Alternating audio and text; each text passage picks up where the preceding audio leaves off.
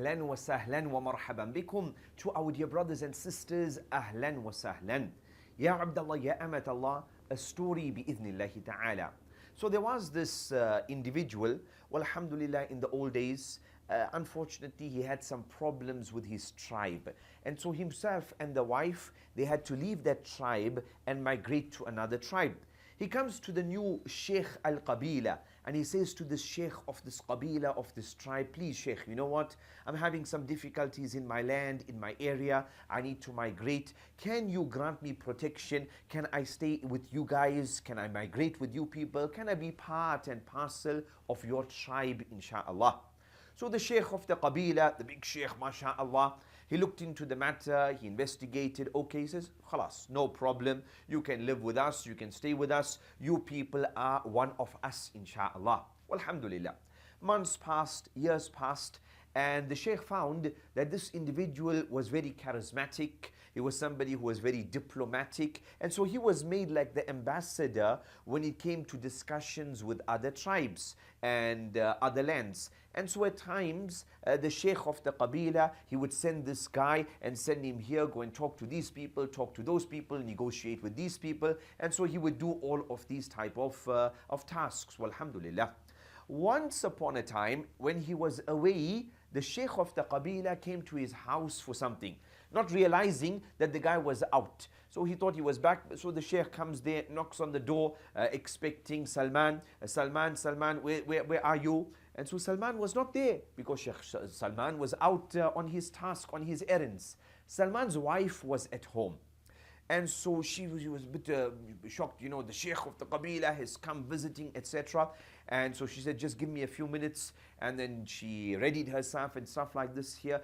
She opened up the door and she allowed for the Sheikh to come in, his entourage. They all came in and they sat. And they had a small conversation. Where is Salman? No, Salman is gone. You've sent him to do X, Y, Z. Oh, subhanallah, I completely forgot. Insha'Allah, we will be back next week once he's back, insha'Allah. But something caught the attention of the Sheikh of the Qabila. The eyes of this woman. She was in her niqab, but her eyes got the attention of the Sheikh of the Qabila. And when he looked at her hands, this also got his attention. So then Shaitan was stirring him up inside. A few days later, he comes back to the house there and Salman was not around and he has a private discussion with the woman. He wants to sit with her, he wants to talk with her. She doesn't know what's his intention. She thought it's something related to work. And so she sat there and then the Sheikh of the Qabila says, you know what? Ever since I came here, I cannot stop thinking about you. You are running through my mind all the time, etc. As for Salman, I can easily put an end to Salman, send him here, send him there, get him busy, etc., etc. And rather, you be my wife. I take you as my wife, and you will be the wife of the Sheikh of the Qabila. You will have this high reputation. You will be like the princess, mashallah. So he gave her all of this. She didn't know what to say. This woman, innocent woman, she was shocked. She is loyal to her husband. She thought of something and she says, okay, Sheikh of the Qabila, I'd like you to maybe answer this riddle for me. If you can give me the answer to this question, maybe we can further the discussion. What did she say to him? Man yuslihul milha idha al-milhu fasad. That what will preserve, what will purify, what will correct the salt if the salt becomes corrupt? How can we, re-engineer the salt? How can we bring the salt back to its original state if the salt is gone off? Because generally salt is used to preserve other items, etc. So, man yuslihul milha idha al-milhu fasad. If the salt goes off, what can we do? What do we do? If the salt is gone off and the salt is supposed to preserve other food items. So the Sheikh of the Qabila, okay, no problem. I will get the answer to this. Give me a few days. He goes back to his people. He has his wazirs, his ministers there. And he says to them after their discussion and stuff like this here with regards to politics, he says, I have a question for you people. Man yuslihul milha idha al-milhu fasad. What will correct the salt if the salt is corrupted, if the salt goes off? So this one answered, that one answered, no real proper answer.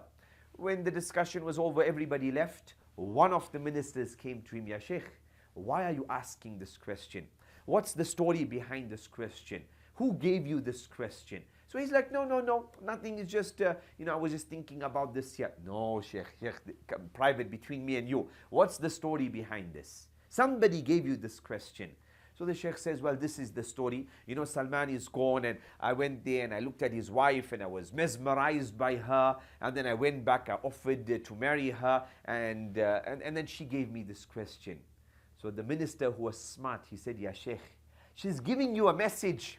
She's giving you a message that you are a man who is in a position of authority, position of responsibility. You are the shepherd over all of the sheep. You are the shepherd over all of your people. She's trying to say to you that if you are the one who is corrupt and you are the salt of the city, you are the salt of the tribe, if you are corrupt, then what do you think about everybody else? You are the one who is supposed to be correcting everybody else. But if you are the one who is living in a mistake, if you are the one who is living in sin and living in error, how's it all going to work? The whole system goes upside down. And so similarly, Ya ulama, Ya du'at, Ya muallims, etc., O teachers, you are the salt of the city. You are the salt of the village. If you are corrupt, if you are cheating, if you are deceiving, if you are lying, if you are sinning morning, evening and night, if you are the one who is stealing, then subhanAllah, what do we expect about others? You are supposed to be the one preserving them,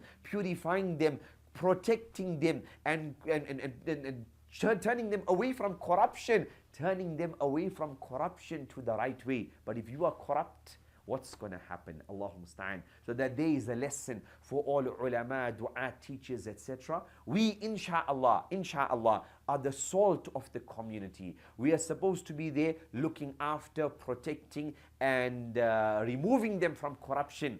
And if we fall into that same pit, what's going to happen? Allahumma musta'an. Man yuslihul milha idha al-milhu fasad. What will put right the salt if the salt is gone off? Allahumma musta'an.